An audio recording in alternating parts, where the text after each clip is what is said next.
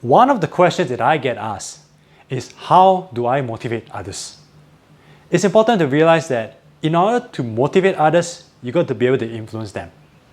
And influence comes from the relationships that you have with others. So the question to ask right now is, are you working on the relationships?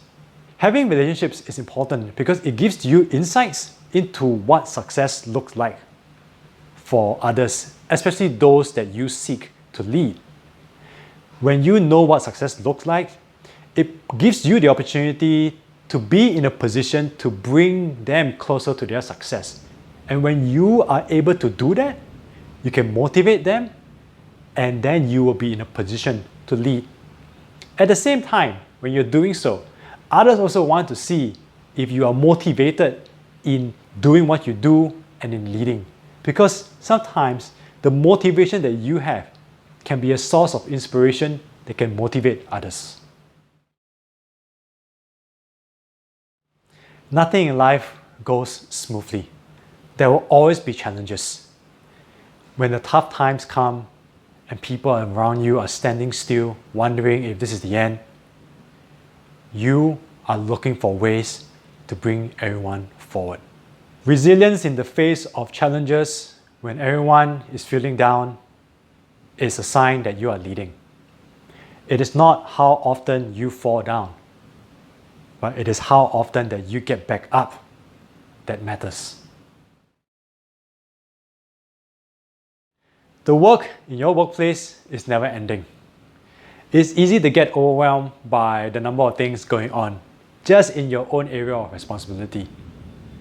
Sometimes though, leadership requires you to understand your work environment and determine where you can make the most impact with your leadership.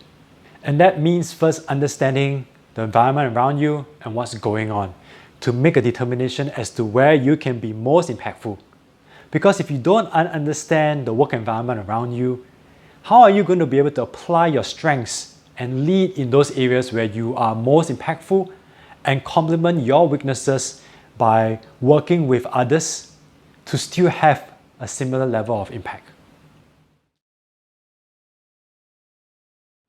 One of the best ways to lead is to be a role model and to look at and observe the role models around you. What are some of the positives that you see and you desire to emulate in your own leadership? Vice versa, what are some of the negatives that you have seen in others, which serves as a warning sign for you to not do them in your own leadership? The key is to be observant and to look for the positives and negatives in leadership all around you. You just have to stay humble and accept that there are lessons to be learned in anyone. Let's use the earlier example that I've talked about and incorporate as many of the leadership traits that I've shared into a possible scenario. In order to lead, the very first thing that you got to realize is that leadership is not about you. It's about you bringing others to their success through your words, actions, and decisions. Let me say that again. Leadership isn't so much about you. It may begin with you. However, the focus of leadership is always about others. And that's the first thing that you have to embrace. You definitely want to be leading in a consistently authentic way so that the people around you and your followers can sense the consistency in you as a person and as a leader in your words, actions, and decisions. Nothing frightens a follower more than inconsistency in their leader. You also now know that leadership is about leading by example. And so when something needs to be done, you are the first person forward. Each person and situation that you face is dynamic. And in order to successfully resolve the situation and to work with the people, you got to exercise your emotional intelligence, particularly sympathy, empathy, and compassion. You also now understand that each person wants to be led as the individual that they are. And so you got to get to know each person so that then you can be stern or to be comforting in your leadership when required. One aspect of leadership that you now understand is that leadership is about being of service to others. And that means that you got to contribute to the success of others to help them get closer to their success.